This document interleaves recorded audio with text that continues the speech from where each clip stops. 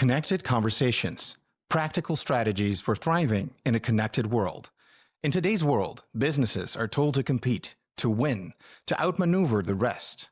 But the future doesn't belong to those who fight alone.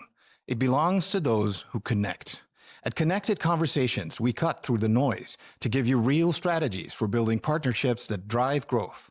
We bring you unfiltered conversations with leaders who have turned competition into collaboration, silos into synergy, and ideas into impact. Whether you're leading a company, scaling a business, or rethinking strategy, this podcast delivers the insights you need to stay ahead. Welcome to Connected Conversations, where strategy meets connection and success is built together. There we are. Hello. Hello again. There we are. Connected Conversations, episode 3 already. Time flies when Wow. you're having fun. So we thought it's about time to do the 3rd episode of Connected Conversations from Connected Movement. I'm Judith, and I'm here with... Sukie Cat. How are you today, Judith? Good. It's a Tuesday here.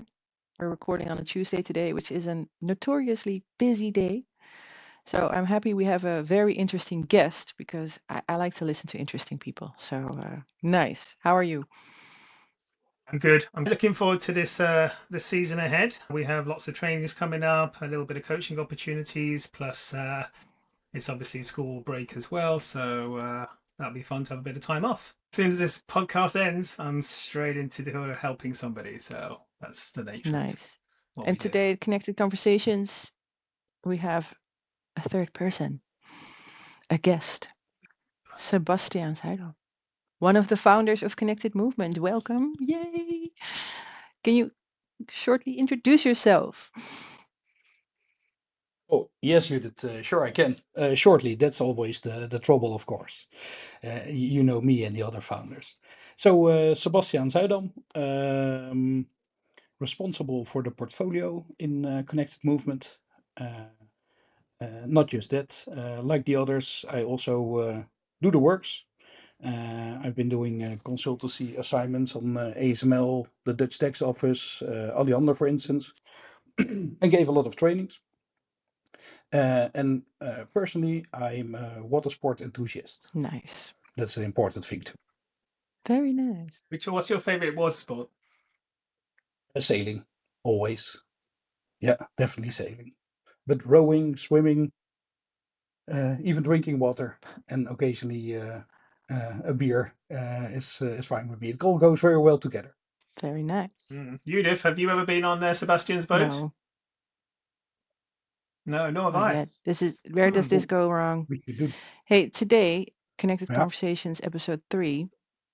So the last times we talked about transformation, change, leadership, and there's an important topic that is often not really handled in transformations, or the conversation that you're not having, and it's about profit.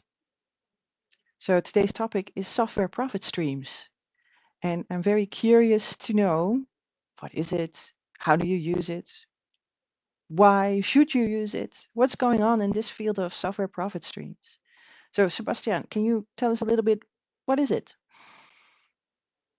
What is profit? Well, actually, a profit stream is, you could say, the continuation of a value stream. The idea of creating this software profit streams by Luke Homan, well known in the Scaled Agile community, and Jason Tanner, was to help businesses to create a sustainable, profitable business. Because it's amazing to have a value stream where you deliver hopefully a lot of value to your customers. But in order to keep on doing that and to maybe amaze them even more, you should think about how do we monetize that? How do we see that the customers get the right value for their money? And how will that help us to continue delivering that service? So is that, I'm thinking about indeed delivering value, and you're saying, hey, what does that do for my product roadmap, the market? Is that a helpful tool, profit streams, to really determine where are we going with this product? Yes, absolutely. Well, actually, it's a bit of a holistic and systemic approach. Questioning, are we on the right track with the product, is also really part of it, but it's a lot broader. You could actually say that even when you start with a startup, maybe on your attic or in your garage, and you're already wondering what customers to attract and what price point to sell on, and also how to handle your licenses, until maybe you're a very, very big company 10 years later, and that version of your product that you will discontinue, how will you handle that? And how will you handle the features on the upcoming next product, which is going to serve the same customers but in a better way? So all the way from startup to scale up to very big company, and how to handle stopping with problems and products, and delivering new products. This systemic holistic approach could help you to make the right decisions together. So, Sebastian, who typically defines the software profit stream? Because it sounds like there's a lot of overlap with product management. Would that be product managers? Is it a collective effort? Can you tell us a little bit more about how and when software profit streams are identified and defined? Good question, Suki. What we see now in October is that a lot of people are thinking about the prices for products for next year. So we see a lot of interest, and that also triggers a lot of questions like, okay, who's actually owning this? I would say, as a true consultant, there's not one answer. But if we think about a medium or larger sized company, I would advocate that product management takes the lead in this systemic approach, and make sure that you have sales, marketing, finance, legal, all aligned to work together to do this the right way. Of course, if you are still a startup, you might not have all these different roles, but you should think about them. And even then, it's smart to bring all these views in place in one way. But to cut it short, I think this systemic approach is in good hands by product management. Were we not doing this? It's like, what problem are we solving with the software profit streams? Was the discussion not had at all? Nobody had the discussion, or not in the right way? Why did this software profit streams Well, methodology popped up? Why did it? Yeah, why was it created? what you see now, What's it's the a bit problem it's trying to Yeah. solve? yeah. Well, it's a bit depending on what problems your company is facing. Maybe it's on the licensing, maybe it's on the pricing, maybe there's a competitor who undercuts your prices, for instance, or you're losing customers who are not continuing to take your services. Um, what there was lacking, I feel, for companies with a turnover of usually less than 100 million or so, they don't have like specialized pricing consultants, so they have to do it themselves and together. And as we often see in larger companies, the one who shouts loudest gets their way. And maybe that's not the best approach for the product that you're building or delivering to your customers. Um, and I think bringing it all together in a systemic approach, that is really what was lacking. Nice. I think it's also interesting data. If you enter the profits factor into your backlog and that value discussion, it's I think an unutilized or unused dimension of how to prioritize within your organization. Definitely. And I think it should be an ongoing discussion. Product management could lead the way. Make sure we get back to this every quarter or so. Make sure to involve sales and marketing, legal, finance.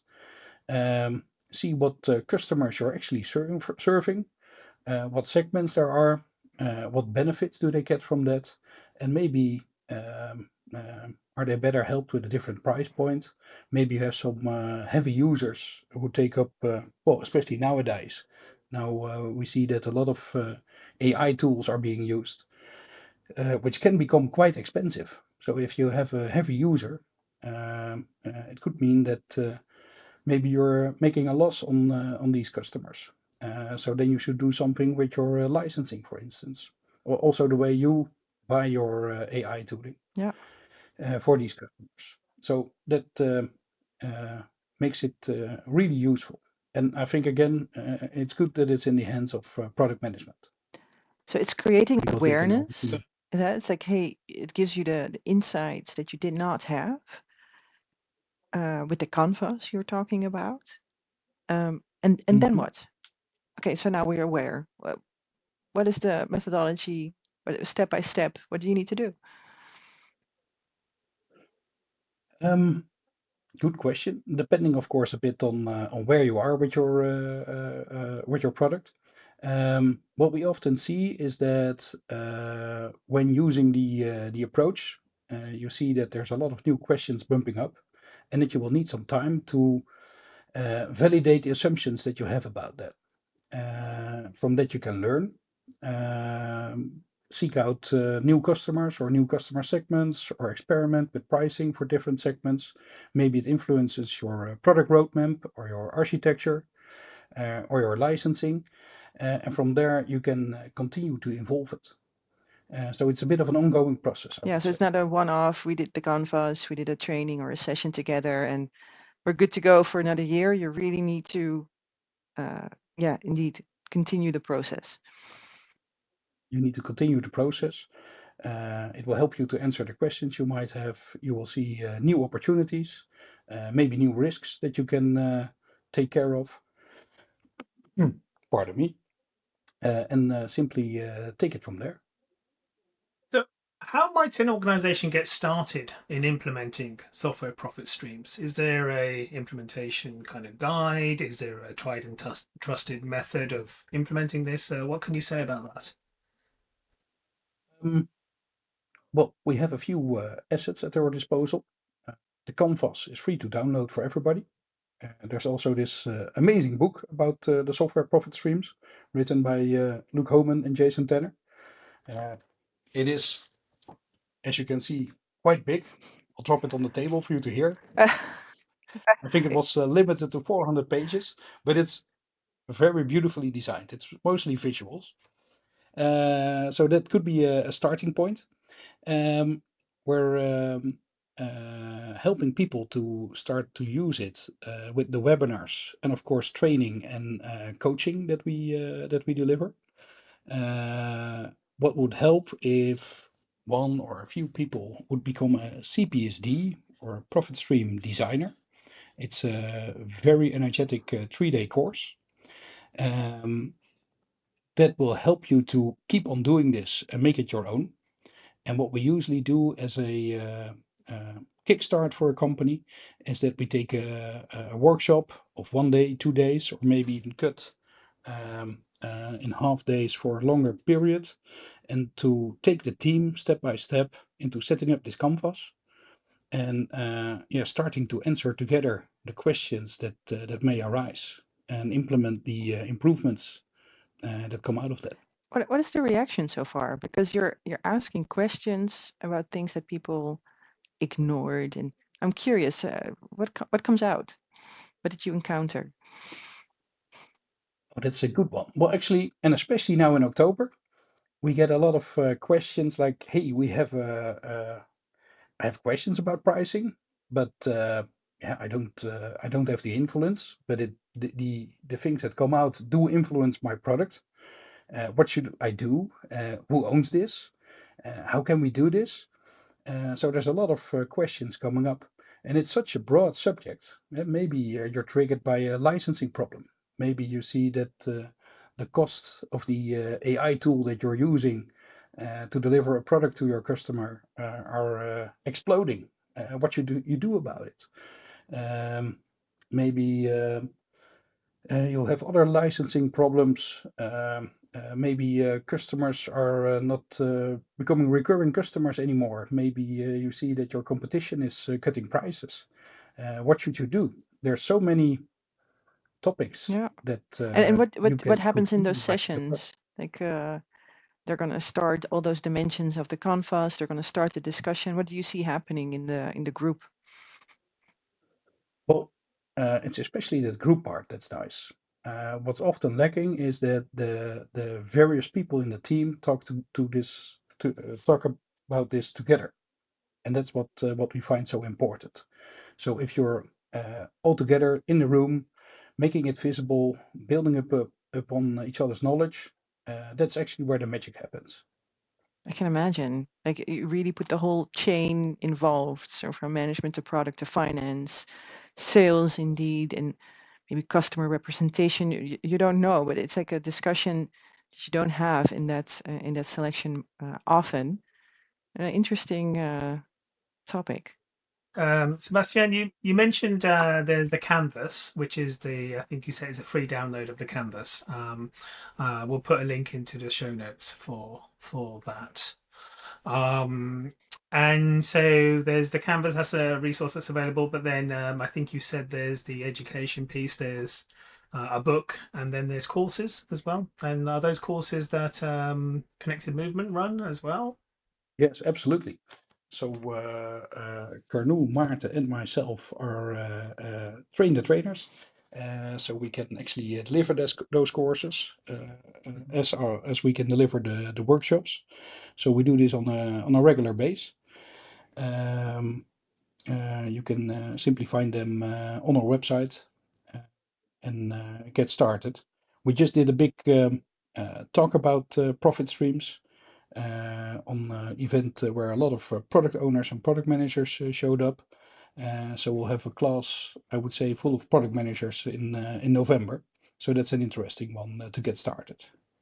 Nice. Excellent. And those classes are just for my information, are those classes in person or are they virtual? We always like to do this in person, Suki. There are, however, virtual courses available. Brilliant. So Suki. But please do come to Utrecht, Oh, Utrecht. in our Yes. beautiful venue there. Very nice. I was just wondering, like Suki, when was the last time you had a discussion about profit or profit streams in an organization that you work for? I've I, I I've had a lot of conversations about people asking to define value, but in terms of defining profit, it's been a while since I've had those conversations with product management. I'll be honest with you. Yeah. Because you trigger me, Sebastiaan, like it's interesting. We don't have that conversation often enough or ever. And I'm like, yeah, indeed, the value, how do we measure data? But then actually talking about how do we make money? What does it look like, profit for us? It's I don't talk about that topic often with the organizations that I work with. Other question, because it And triggers me. Sorry, Suki. I'm sorry because the question pops out of my head. Profit. Is it only money? yeah, that's going to be my question. I was going to say, how does this apply to the third sector, to like NGOs and into public sector? I suppose there's a similar concept. Is that right? You could say so, and actually, we're doing this in the Netherlands, and profit sometimes can be a dirty word for us, but it's all about creating a sustainable business. So you need profit to make sure you can continue to deliver this fantastic product to your customers. But you could also use it when you're in licensing a product, for instance. So then it's all about making sure that you get the budget to continue. So also for public organizations, it's important to think in this way. Customer satisfaction, the ways we measure it, and how we could improve that. I was actually intrigued by it. I also do a lot of assignments in the government area, and as you see um, how amazing it is that these government officials, they really know who they are working for, sometimes Mm. for the general public, and especially when they use personas, and sometimes they actually know the customers that they're doing it for, and now giving them the tools in their hands to spark that even more. Yeah, that is super, and that is certainly possible with profit streams. Very nice. And then still the question lingers, like, is profit only money or also sustainability, impact on other ways? I'm curious, can that Canvas discussion trigger those topics as well? Yeah, it could. In a lot of the things that we do, the exercises, we do try to put an amount on it, just to make it visible what this could actually save or do for people. But that doesn't have to be the last of it, so to say. The customer is a customer that comes back, and for the government, for instance, how much easier can we make it for the customer to do this? How could the customer benefit from that? Yeah, that's those are important measurements. Interesting stuff. I feel I can ask 20 more questions, but I will give the floor to Suki to give you a chance. Yeah, it's great. Yeah, no, I think that's great. Learning a little bit more about software profit streams. Obviously, you got to hang out with Luke Homan as well, who's a lovely guy. Always Absolutely. full of brilliant ideas. So I guess final question for me is, you know, are you getting much traction really on this side of the Atlantic? You know, obviously it's early days and it's a fairly new concept, I imagine. But are you having good conversations about this with organizations? Oh yeah, absolutely. And yeah, once again, maybe especially this month when everybody's thinking about pricing, and the questions come in, so that really resonates. I understand now. But I think this is really a bit of an underserved area. I think many people didn't know they have the problem because they didn't know there was a solution.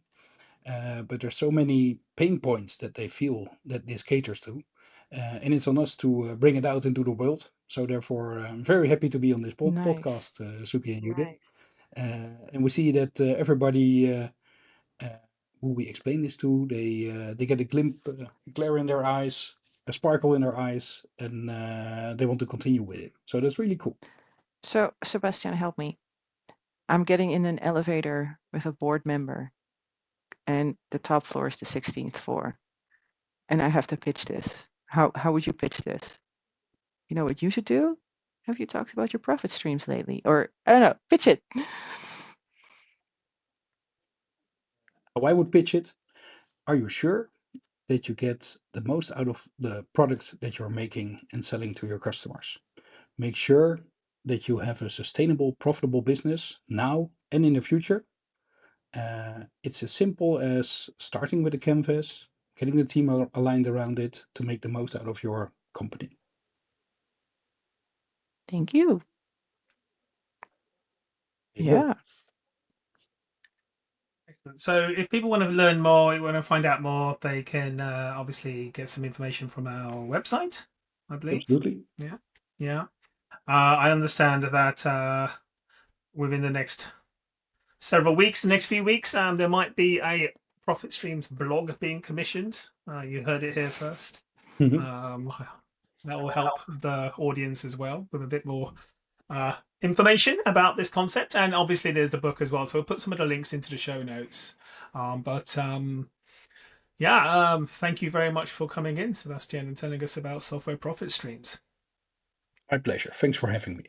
It's very nice. If you have questions about this topic, I think we sure did. I can go on for another hour. Maybe we'll invite Sebastiaan back because of budget season and pricing season. Hey, what were the eye openers and what were the most asked questions? I think it's very interesting because it's such a new topic, and it's a neglected topic in the Netherlands, or maybe in Europe. But if you have questions as a listener, then please email us at podcast@connected-movement.com. for your questions and things that you want to learn about profit streams or other topics. And we got a question from the last episode, Judith. Nice. Yeah, shall I read it out? It's from somebody called Carl, one of our listeners. So this question was emailed in. I'll ask you this question, Judith. What do you do when senior leadership all have different views on what the transformation should deliver? Ooh, that's a good question, Carl. Thank you. I'm going to put my opinion there, but I'm also curious for Sebastiaan and Sukie, because I think this is a situation that we often encounter. But it all starts with awareness. We encounter this. It actually hinders us as an organization or as a transformation team or product manager, and you're like, I'm stuck because we have different views on outcomes, on KPIs, on goals. And for me, it always starts with awareness, is making them aware that this is happening. Because I cannot move on. We have to solve this. We have to make choices. So I throw away the key, lock them in the room, and actually make them aware of this and actually have that conversation and make choices. I don't have to convince or have to win an argument. No, the decision is there. The decision-making power is there. And I want them in their power to make that a decision for me. But that awareness, they're not getting away with it. And that's how I handled it. Otherwise, yeah, where do we go? I cannot serve 5 different opinions. Yeah. Sebastiaan, do you want to just chip in on this as well?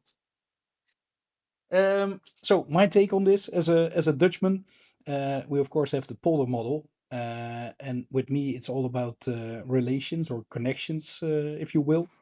So trying to understand what they come from, what they need, and if I can align this to what we're doing to get them back on board. That would be my approach usually. But I'll be happy to have Judith in the team for the combination with a more strict approach. I think we would make a good team together on Yes. that.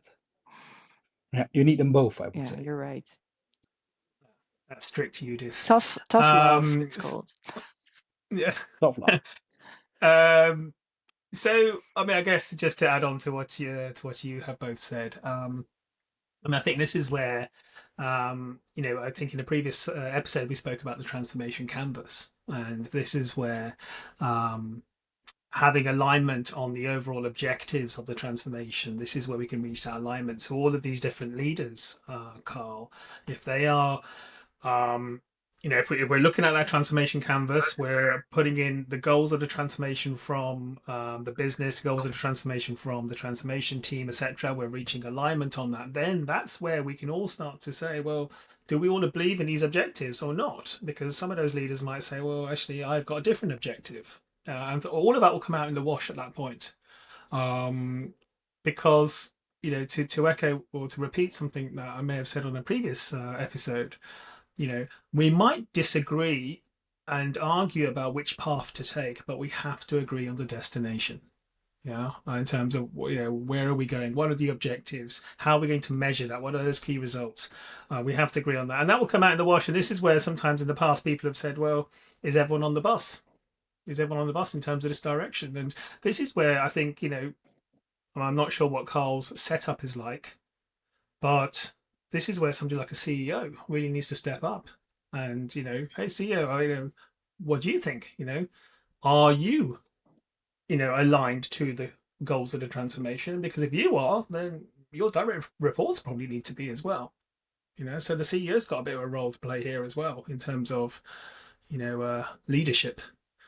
So yeah, a few things there to really get those areas of disagreement out and to reach alignment. And it all comes back to where we started. Not are you on the bus, but are you on the sailboat? Are you all in the same boat? I think that circle is complete. Yes, we've done enough mixing of metaphors now, Yes. I think.